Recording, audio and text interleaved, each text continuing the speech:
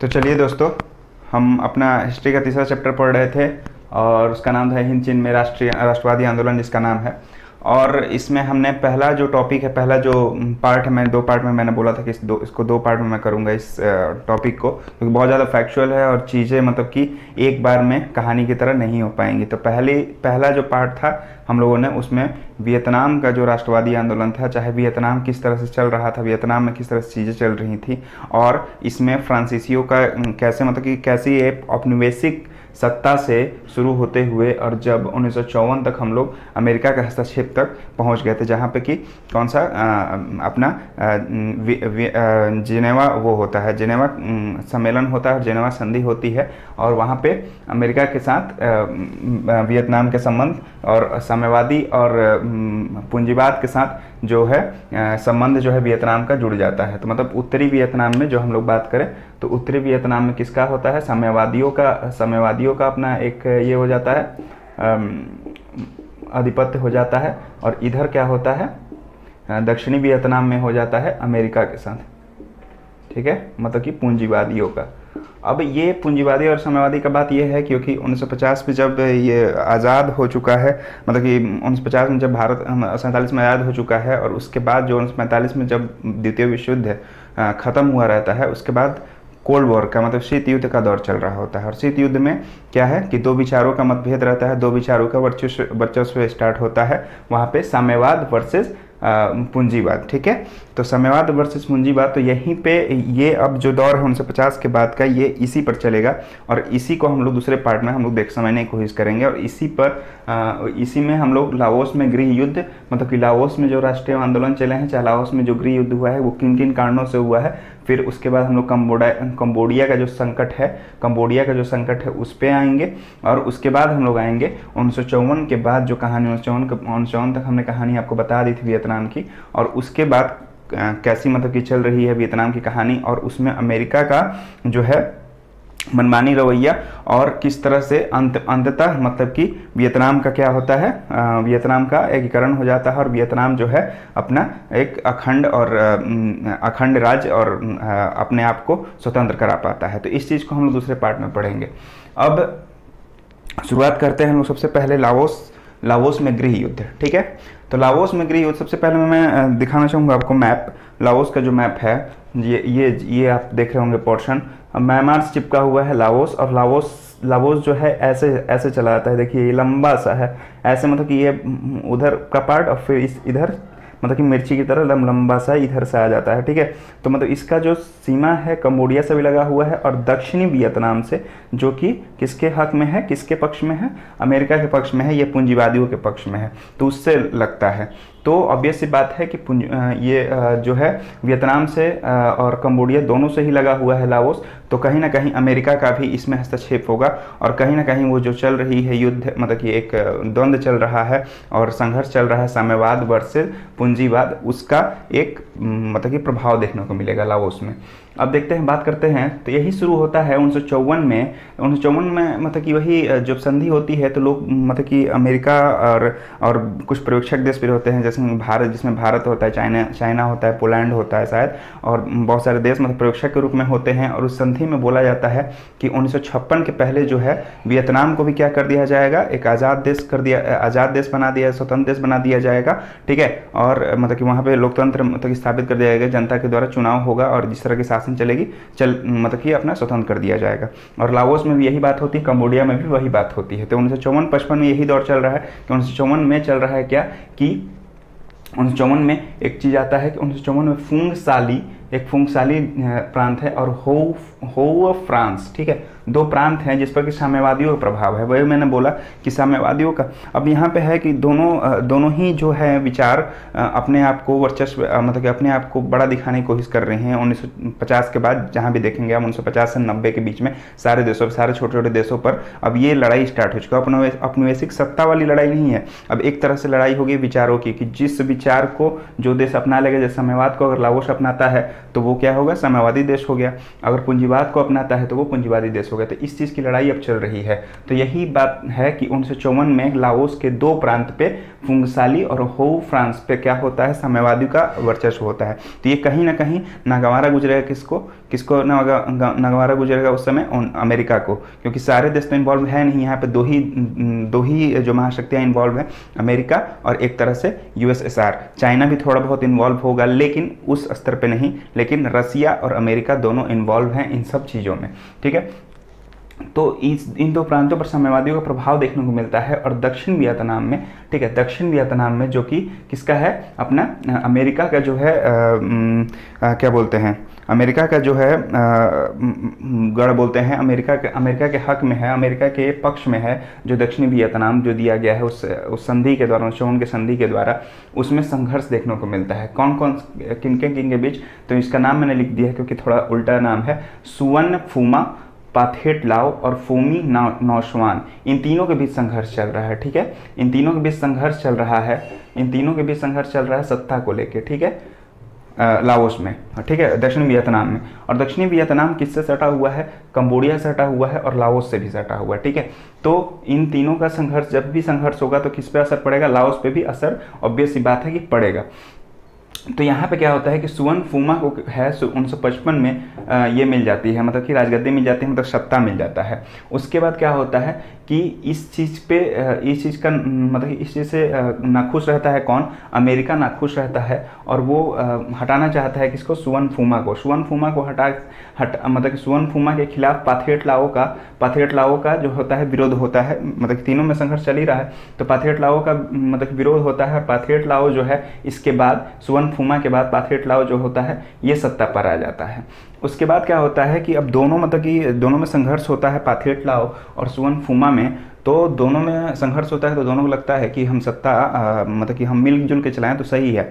तो दोनों मिलकर, दोनों के बीच में मतलब कि साझेदारी हो जाती है, यहाँ पे एक संधि हो जाती है, साझेदारी हो जाती है इन दोनों के बीच में, ठीक है। उसके बाद लेकिन पाथेट लाओ जो है वो वामपंथी है, ठीक है। पाथेट लाओ जो वामपंथी है, मतलब कि वामपंथी विचारधारा का है, तो ये भी अमेरिका को नागवारा है। तो वहाँ पे इन दोनों के बीच में फूट डालता है, कौन? अमेरिका इन दोनों के बीच फूट डालता है। और उसके बाद फोमी नौशवान को मौका मिलता है, किस चीज़ के लिए? फोमी नौशवान को मिलता है अपना यहाँ पे सत्ता हासिल करने के लिए। तो फोमी नौशवान के पास तीसरा मतलब कि आदमी जो है इसके पास सत्ता चला जाता है। इन दोनों के बीच में गृह युद्ध स्टार्ट होते, दोनों के बीच में लड़ाई होता है। तो उसके बाद क्या होता है कि जब इसके पास, जब ये फोमी नौशवान के पास सत्ता पहुंचती है, तो इन दोनों को भी मतलब कि तीनों में संघर्ष हो रहा है, तीनों संघर्ष होगा तो कहीं ना कहीं गृह युद्ध का एक मौका बनेगा। तो गृह युद्ध का मौका बना तो वहाँ पे क्या होता है? सैन्य हस्तक्षेप होता है और कैप्टन कांगली जो हैं, कैप्टन कांगली यहाँ पे आते हैं और सामने,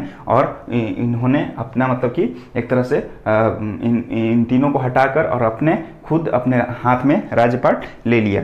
तो राज्यपाट ले लिया तो ये तो मतलब कि कहीं भी सैन्य शासन है तो सैन्य शासन बहुत ज़्यादा दिन तक चलता नहीं है, इसी प्रकार उथल पुथल चलता रहता है। उसके बाद क्या होता है कि अमेरिका जो चाहता है कि अमेरिका में चाहता है कि इस पर सीधा हस्तक्षेप करे और लाओस को अपने में मतलब कि क्या करे? मिला ले, क्योंकि यहाँ पे साम्यवादियों का पहले से ही इतना छोटा सा देश है, इतना छोटा सा प्रांत है, और उसमें भी दो प्रांत जो हैं साम्यवादियों के उसमें है। और साम्यवादियों के इसमें इसलिए हैं क्योंकि लाओस का जो ऊपर वाला हिस्सा होगा ये ऑब्वियस सी बात है, क्योंकि उत्तरी वियतनाम किसके हाथ में? साम्यवादियों के हाथ में, अंतर रशिया के हाथ में है, ठीक है। तो यहाँ पे ऑब्वियस सी बात है कि लाओस का भी जो प्रभाव होगा साम्यवादियों के लिए ही होगा।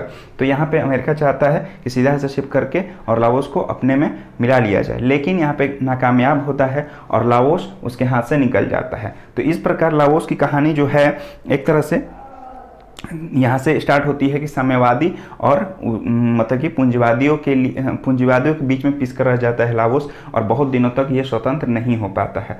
उसके बाद जो बात आती है कंबोडिया संकट की, ठीक है। कंबोडिया आप लोग देख ही रहे होंगे, वियतनाम से दक्षिण वियतनाम से सटा हुआ है और लाओस से भी सटा हुआ है कंबोडिया, ठीक है।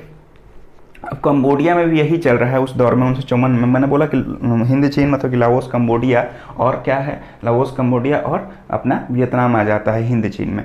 तो अब तीनों का हम लोग जब पढ़ रहे हैं राष्ट्रवादी आंदोलन, और मतलब कि हमने वियतनाम का आधा आपको एक आधी कहानी बताई थी उसके 1954 तक, और 1954 तक आके मैंने इसीलिए रोक दिया तो 1954 में आप लाओस की भी कहानी समझ पाएँ, कंबोडिया की भी कहानी समझ पाए, और वियतनाम की कहानी मैं ऑलरेडी पिछले क्लास में बता चुका हूँ, पिछले वीडियोज़ में बता चुका हूँ, ठीक है। तो उसको देखें। तो तीनों को जो कंपेयर करेंगे तो एक ही चीज़ निकल के आती है कि ये तीनों जो है स्वतंत्र होना चाहते हैं, ये तीनों जो हैं अपने तरीके से शासन चलाना चाहते हैं, ठीक है। और इन तीनों में एक चीज़ कॉमन ये भी है कि कुछ जो भाग हैं इस तरह सुलझाया गया है इन लोगों को कि कुछ जो भाग है साम्यवादियों के हाथ में है तो कुछ जो भाग हैं पूंजीवादियों के हाथ में। तो यहाँ पे संघर्ष होना, गृह युद्ध होना जरूरी ही जरूरी है। और यहाँ पे एक और चीज़ आ गई है कि शीत युद्ध चल रहा है और शीत युद्ध में जो दो महाशक्ति हैं अपने आप का प्रभाव बढ़ाना चाहती हैं हर एक देश पे, ठीक है। तो इसके कारण बहुत सारी प्रॉब्लम हो जाती है। 1954 में कंबोडिया भी चाहता है, कंबोडिया में भी क्या होता है, संवैधानिक राजतंत्र आता है 1954 ईस्वी में। संवैधानिक राजतंत्र तो आता है और नरोत्तम सिंघुनुक जो है शासक हो जाते हैं, जो कि ज़्यादातर इनका झुकाव जो होता है, इनका झुकाव बहुत ज़्यादा मतलब कि उसकी तरफ नहीं होता है, गुटनिरपेक्ष का ही मतलब ये तटस्थ नीति अपनाते हैं, लेकिन फिर भी थोड़ा सा झुकाव इनका साम्यवाद की तरफ होता है। अब अमेरिका को ये नागवारा होता है, ठीक है, अमेरिका को नागवारा होता है और ये साजिश रचता है, ठीक है। अमेरिका अब क्या करता है कि कंबोडिया, जो कंबोडिया है चिपका हुआ, और वियतनाम, ये कंबोडिया का प्रभाव होता है थोड़ा बहुत, मतलब कि अमेरिका का प्रभाव कंबोडिया पर थोड़ा बहुत ज़्यादा होता है। तो कंबोडिया के थ्रू वियतनाम, मतलब कि कंबोडिया मतलब कि वियतनाम के थ्रू, बल्कि हाँ सॉरी, दक्षिण वियतनाम पे मैंने बोला ना, दक्षिण वियतनाम पे अमेरिका का कब्जा है, ठीक है। तो अमेरिका का कब्जा है दक्षिण वियतनाम पे, तो ये क्या करेगा, इससे सीमा सटी हुई है तो ये थोड़ा थोड़ा करके उंगली करता है, मतलब कि उसको उकसाने की कोशिश करता है कंबोडिया को कि लड़ाई करे, मतलब कि हमसे, अमेरिका मतलब कि इनडायरेक्टली दक्षिण वियतनाम से, लेकिन डायरेक्टली क्या होगा, इनडायरेक्टली मतलब अमेरिका से और डायरेक्टली दक्षिण वियतनाम से, ताकि कंबोडिया को वो एक क्या बना, आक्रामक राज्य जो है उसको घोषित कर सके और उस पे अपना अधिकार जमा सके, उस पे अटैक कर सके, ठीक है। क्योंकि यहाँ पे जो राजतंत्र है, राजतंत्र चलने लगा है, तो अमेरिका द्वारा साजिश होती है कि दक्षिण वियतनाम को ये करके उकसा के और कंबोडिया से लड़ाई करवाने की कोशिश होती है। यहाँ पे लड़ाई हो भी जाती है, बहुत भयंकर युद्ध होता है, कंबोडिया वर्सेस वियतनाम हो जाता है।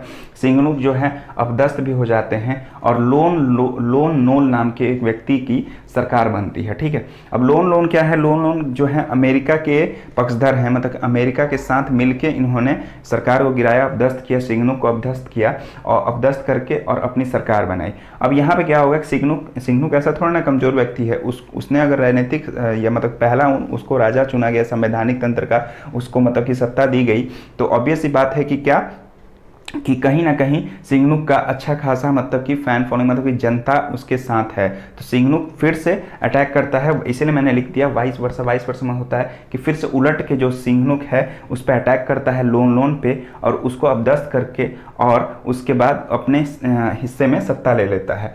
उसके बाद क्या होता है कि अमेरिका जो है प्रत्यक्ष रूप से जो कि नहीं चाहता था कि कंबोडिया में क्या है सिंघनुक रहें, ठीक है, उसके जान पे मतलब उसके मतलब कि दबाव में सरकार रहे हमेशा कंबोडिया में, और कंबोडिया पर उसका वर्चस्व रहे, ये चाहता था अमेरिका, क्योंकि कहीं ना कहीं साम्यवाद तो ऊपर था और नीचे में कहीं ना कहीं पूंजीवादियों का मतलब अमेरिका का वर्चस्व था। तो वो चाहता था कंबोडिया भी मेरे में मिल जाए। तो यहाँ पे अमेरिका अटैक करता है कंबोडिया पर। मुझे लगता है आपकी किताब में दिया हुआ है कि जहर का जो वर्षा है, ठीक है, जहर का वर्षा आप समझ लीजिए कि ऊपर से हेलीकॉप्टर से चाहे मतलब जहाज से, और जहर का वर्षा कराया जाता है और बहुत सारे लोग मारे जाते हैं। अब समझ लीजिए यहाँ से इस चीज़ को आप मतलब कि सोचिएगा थोड़ा, क्योंकि अमेरिका का क्या लेना देना है, अमेरिका कहाँ पे, अगर वर्ल्ड मैप दिखाता तो मैं आपको एक तरह से मैं अगर दिखाने की कोशिश करूँ तो एक ये अगर वर्ल्ड हो गया, ठीक है, अगर सब कॉन्टिनेंट्स को आप विभाजित करने की कोशिश करते हैं, यहाँ पर ऑस्ट्रेलिया है,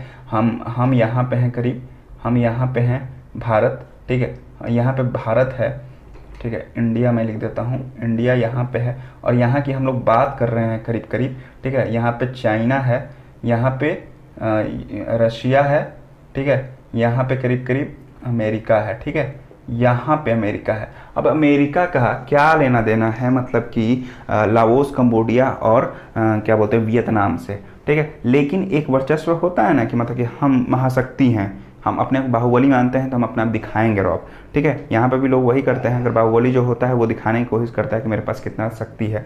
तो इस यही हाल है अमेरिका का कि अमेरिका जो है ज़बरदस्ती सारे मतलब कि सारे प्रांतों के आंतरिक मामलों में हस्तक्षेप करता है और डायरेक्ट हस्तक्षेप करता है। उतनी बड़ी शक्ति है कि कोई भी प्रांत उस समय जो है, भारत हो चाहे चाइना हो, सारे अभी अपने आप को डेवलप करने में लगे हुए हैं, तो कोई बोलेगा नहीं, उसको पता था। तो इस चीज़ का पूरा फ़ायदा उठाता है अमेरिका, अटैक करता है कंबोडिया पर। लेकिन ये बहुत ज़्यादा दिन तक चलता नहीं है। निक्सन जो होते हैं उस समय राष्ट्रपति होते हैं जब अटैक होता है, और निक्सन की इस नीति का बहुत ज़्यादा पुरजोर विरोध होता है। ऐसा तो नहीं है कि मतलब रोक तो नहीं पाते हैं विश्व के देश, लेकिन इसका विरोध करते हैं और संयुक्त राष्ट्र द्वारा भी इसका विरोध होता है। उसके बाद क्या होता है, क्योंकि तृतीय विश्व युद्ध हो सकता था, तो यहाँ पे 9 अक्टूबर, उसके बाद क्या होता है कि 9 अक्टूबर 1970 कहाँ 1954 में यहाँ पे संवैधानिक राजतंत्र और अमेरिका के साजिश के कारण अमेरिका की जो गंदी नीति है, मतलब कि हस्तक्षेप करने की नीति है किसी के गृह मतलब कि गृह मामले में चाहे आंतरिक मामले में, ठीक है, ये जो है 16 साल पीछे ले जाता है किसको, कंबोडिया को। और कंबोडिया अंततः 9 अक्टूबर 1970 को कंबोडिया गणराज्य बनता है और 1975 में कहीं ना कहीं जाके अभी भी मतलब कि चल रहा होता है, लोन और मतलब कि सिंहनुक के बीच में मतलब संघर्ष चलता रहता है, लेकिन 75 में अंततः जाके 75 में गृह युद्ध की समाप्ति होती है।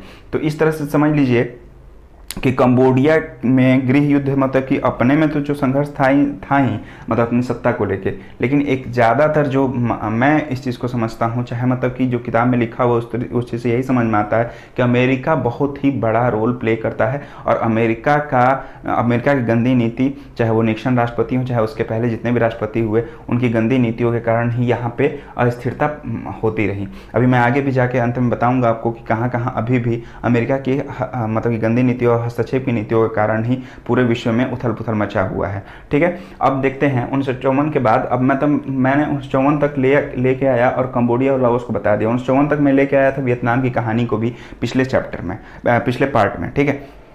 अब ये दूसरा पार्ट है, तो 1954 की बाद की वियतनाम की कहानी भी हम लोग जान लेते हैं। अब यहाँ पे क्या है 1954 में कि हो चिन मिन्ह, मैंने जो बताया था, हो चिन मिन्ह जो है नेतृत्व करते हैं वियतनाम के राष्ट्रवादी आंदोलन की, ठीक है। और राष्ट्रवादी आंदोलन में जो है हो चिन मिन्ह का जो बहुत बड़ा रोल होता है और अमेरिका कहीं ना कहीं बैक हो जाता है। वहाँ पे एक समझौता होता है और वहाँ से जो है उत्तरी वियतनाम कहाँ चली जाती है, साम्यवाद के पास, और दक्षिणी वियतनाम पूंजीवाद के पास। मतलब उत्तरी वियतनाम जो होता है रशिया के पास चला जाता है और दक्षिणी वियतनाम जो होता है अमेरिका के पास आ जाता है। लेकिन यहाँ पे भी अमेरिका को अभी भी चैन नहीं है। इसलिए चैन नहीं है क्योंकि वो चाहता ही नहीं है थोड़ा सा भी कि वर्चस्व जो है साम्यवादियों का रहे, ठीक है। वो चाहता है कि ये दक्षिणी वियतनाम ही नहीं, पूरा वियतनाम जो है ये पूरा अमेरिका का हो जाए, ठीक है। अब इसके लिए कोशिशें करता है। 1954 के बाद भी ये रुकता नहीं है और एक श्वेत पत्र करके जारी करता है हो चिन मिन्ह की सरकार के खिलाफ। वो बोलता है कि वहाँ पे गृह युद्ध का जो है एक मतलब कि वातावरण फैल रहा है और उसके जिम्मेदार हो चिन मिन्ह हैं, और उसको अबदस्त करने की कोशिश करता है। अबदस्त करने में कहीं ना कहीं वो कामयाब भी होता है। और न्यो दिन दियम एक मतलब कि व्यक्ति हैं जिनकी तानाशाह सरकार यहाँ पे क्या होता है, तानाशाह सरकार की एक मतलब कि कुछ देर तक सत्ता चलती है तानाशाही सरकार की। लेकिन तानाशाही सरकार, मैंने बोला पहले भी कि तानाशाही सरकार बहुत ज़्यादा देर तक चलती नहीं है और यहाँ पे जनता का विरोध होता है और तानाशाही सरकार जो है न्यो दिन दियम की तानाशाही सरकार ख़त्म हो जाती है। अब यहाँ चैप्टर एक अलग शुरू होता है अमेरिका का, ठीक है। 1954 में कहाँ 1956 में एक ये नीति बनाई गई थी कि वियतनाम का एकीकरण कर दिया जाएगा, ठीक है। एक सम्मेलन किया जाएगा और वियतनाम का एकीकरण कर दिया जाएगा, मतलब उत्तरी वियतनाम और दक्षिणी वियतनाम का एकीकरण कर दिया जाएगा। और कहाँ ये अमेरिका का हस्तक्षेप अब शुरू होता है और देखिए कहाँ तक ये लेके जाता है, ठीक है। अमेरिका की मनमानी, इसलिए मैंने इस टॉपिक को, आपके किताब में नहीं है लेकिन इस टॉपिक को मैंने लिखा है, अमेरिका की मनमानी तथा मानवता शर्मसार। मानवता शर्मसार इसलिए है अमेरिका की मनमानी के कारण क्योंकि यहाँ पे 1964 से स्टार्ट होता है अमेरिका का डायरेक्ट इन्फ्लुएंस, किस पे, डायरेक्ट युद्ध में शामिल हो जाता है वियतनाम, ठीक है। और अमेरिका का बहुत बड़ा हाथ होता है क्योंकि अमेरिका जो चाहता है सबसे बड़ा उसका जो ये रहता है टारगेट रहता है। यहाँ पे एक चीज़ बना हुआ है, यहाँ पे एक बना हुआ है, आपका बता दूँ मैं, हो चिन मिन्ह, ठीक है। मैं लिख देता हूँ, हो चिन मिन, हो चिन मिन रोड है, सड़क मार्ग है, ठीक है, एक हो चिन मिन करके सड़क मार्ग है, और इस चीज़ को मिटाने की पूरी कोशिश करता है कौन और कैसे आता है मैं ये भी बता दूं आपको। तो लाओस है, हनोई है यहाँ पे, ठीक है, हनोई है वियतनाम, हनोई, और यहाँ पे लाओस से होते हुए, हनोई से होते हुए, लाओस से होते हुए, और ये सड़क मार्ग जो है दक्षिणी वियतनाम तक आती है, और इस चीज़ को ख़त्म करने की कोशिश रहती है अमेरिका की हमेशा से ही, ठीक है, जो हो चिन मिन भी कर रहे थे, पहले भी इसकी नीति थी अमेरिका की, और यहाँ भी। तो एक सेकंड पानी पी लो।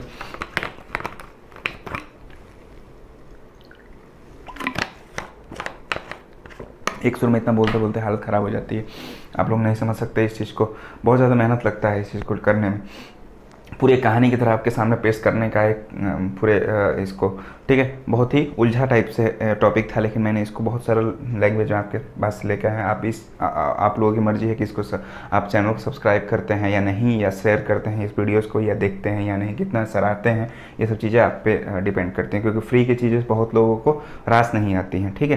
तो फ्री की चीज़ें जो हैं हमेशा आदमी को लगता है कि उसमें कॉन्टेंट नहीं हो, लेकिन हमारे पास कॉन्टेंट है और हमारे पास सारी क्वालिटीज़ भी हैं।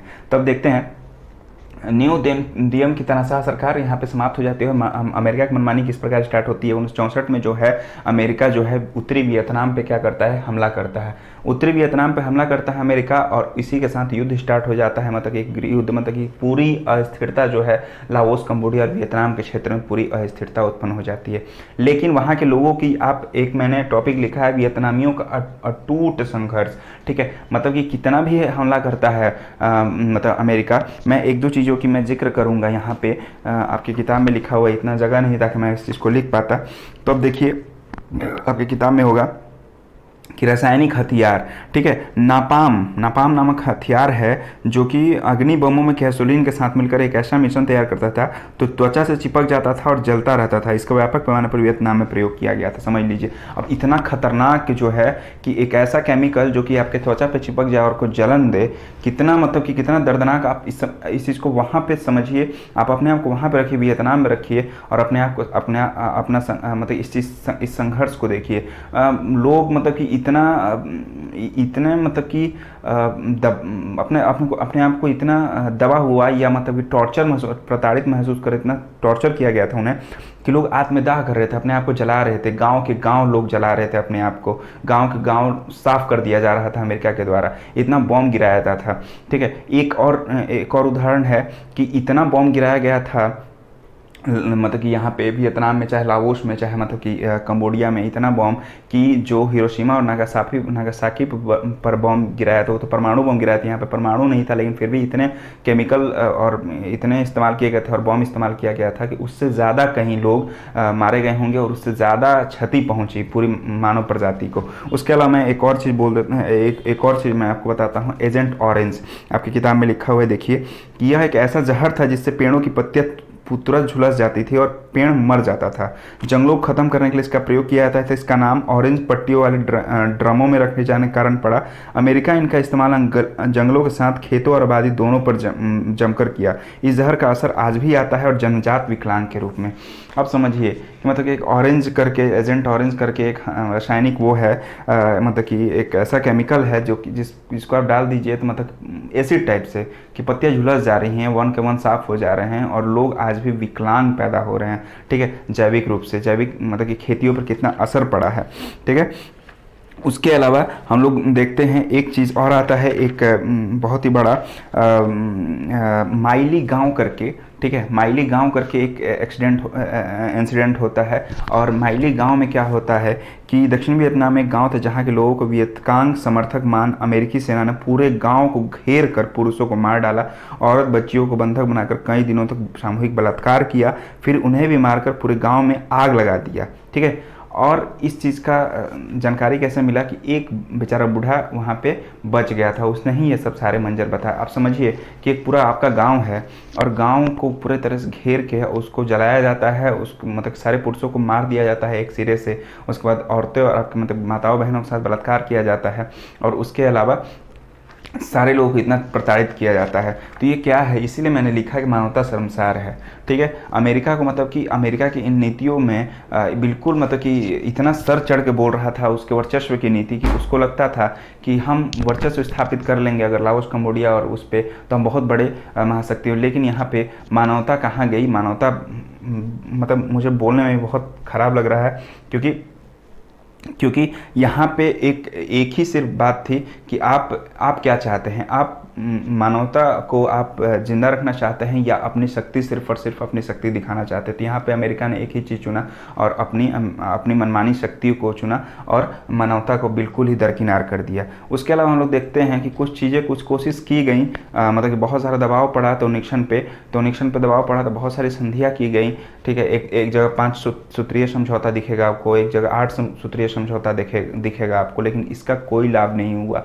और अमेरिका का जो है मनमाना रवैया और जो बहसीपन है या मतलब कि एक कह सकते हैं आक्रामक नीति है, वो कहीं नहीं टूटा। लेकिन वियतनामियों का अटूट संघर्ष था कि उसने हो चिन मिन जो सड़क था उसको वो बर्बाद नहीं कर पाया, और लाओस कंबोडिया और जो वियतनाम का जो एक संपर्क मार्ग था उसको वो तोड़ नहीं पाया, ना इनके हौसलों को तोड़ पाया। और यहाँ की औरतों ने भी, यहाँ बोला जाता है कि यहाँ की औरतों ने भी अपने मतलब कि पीठ पे बंदूक रख के या मतलब कि अपने हाथों में बंदूक रख के यहाँ पे रक्षा की अपने पूरे देश की। और यही राष्ट्रीयता तो है कि जो कि मतलब किसी को भी सबको मतलब कि सब लोग अपने देश को आगे रखते हैं, यही राष्ट्रीयता है, राष्ट्रवादी आंदोलन इसीलिए कहा जाता है वियतनामियों का।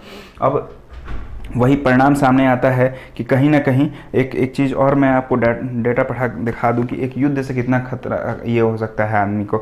देखिए, युद्ध समाप्त हो गया, इस युद्ध में लगभग 98,055 करोड़ डॉलर खर्च हुए, समझ लीजिए। सर्वाधिक व्यय अमेरिका का था, 56,000 से अधिक सैनिक मारे गए, लगभग 3 लाख सैनिक घायल हुए, 18,000 सैनिक दक्षिण वियतनाम के मारे गए। ठीक है, और अमेरिका का 4800 हेलीकॉप्टर और 3600 अनगिनत टैंक नष्ट हो गए। ठीक है, अब ये क्या मतलब बनता है कि आप 27 फरवरी 1973 को वैसे तो पेरिस में जाके समझौता हुआ और वियतनाम जो है क्या हुआ, आज़ाद हुआ। 27 फरवरी 1973 को कहीं ना कहीं आज़ादी मिली। मतलब वियतनाम को भी और लाओस और कंबोडिया को भी अटूट और मतलब कि एक गणतंत्र और अखंड देश का दर्जा दे दिया गया। लेकिन इसका क्या मतलब बनता है कि इतना जो डॉलर मैंने बोला जितना भी, ठीक है, उतना खर्च किया गया, उतने सैनिक मतलब कि बर्बाद हुए, मतलब मारे गए, और इतना संपत्ति और इतनी सारी इतनी मानवता की मतलब कि हानि हुई। ये क्या मतलब बनता है अमेरिका की मुझे सबसे गंदी यही नीति लगती है। इसके अलावा मैं कुछ और उदाहरण देता हूँ आपको, इस पर गौर कीजिएगा, क्योंकि हमारा मकसद सिर्फ और सिर्फ पढ़ाना नहीं है, आपको कुछ रूबरू कराना है आसपास की दुनिया से। देखिए, ईरान में जाके देखिए, ईरान में जो आज हाल है, इराक में जो हाल है, मतलब कि समझ लीजिए कि वेस्ट एशिया जो है, हमारा जो वेस्ट एशिया है, वो पूरा तरह से जो आज अस्थिरता बनी हुई है वो सिर्फ अमेरिका या रशिया के कारण। अजरबैजान और अर्मेनिया में आज लड़ाई हो रही है, उसी के कारण। अफगानिस्तान में आज जो लड़ाई होती है तालिबानी और अफगानिस्तानी के बीच, वो कहीं ना कहीं अमेरिका और रशिया का ही दिया। पहले रशिया ने वहाँ पे ट्रूप वो किया, फिर अमेरिका ने, और फिर आज देखिए आज अस्थिरता बनी हुई है, डेली ना डेली अटैक होता ही रहता है। उसके अलावा आप लोग हमेशा देखेंगे हर जगह जो है अमेरिका का और रशिया का कहीं ना कहीं चीज़ें चलती। हमेशा यूक्रेन की लड़ाई होती रहती है। तो कहीं ना कहीं जो है बेवकूफ़ी है ये, मतलब कि कहीं ना कहीं कि अमेरिका का या रशिया का कहें, या मतलब कि अपने आप को वर्चस्व को दिखाने के लिए मानवता का मतलब कि हानि कर देना। तो ये आप लोग इस पे नज़र बनाए रखिएगा पूरे विश्व पे, और हमेशा देखिएगा अमेरिका कहीं ना कहीं इन्वॉल्व होता है सारी युद्ध में, सारे उसमें। ये बहुत ही गलत नीति है, मेरे हिसाब से बहुत ही गलत नीति है। आप शक्तिशाली हैं, लेकिन आप इस चीज़ को दिखाने के लिए आप किसी की हेल्प कीजिए, आप इस चीज़ को इस तरह से आप नहीं दिखा सकते हैं। ठीक है, तो अब यही बात होती है पूरा ओवरऑल जो है लाओस, कंबोडिया और वियतनाम का राष्ट्रीय आंदोलन। मैंने पूरे अच्छे तरह से कहानी की तरह पढ़ाया, आपको मज़ा आया होगा, मुझे भी बहुत मज़ा आया, लेकिन कुछ चीज़ें मुझे बहुत ज़्यादा हर्ट कर गई। चलिए ठीक है, मिलते हैं फिर अगली क्लास में। ठीक है, फिर अलविदा।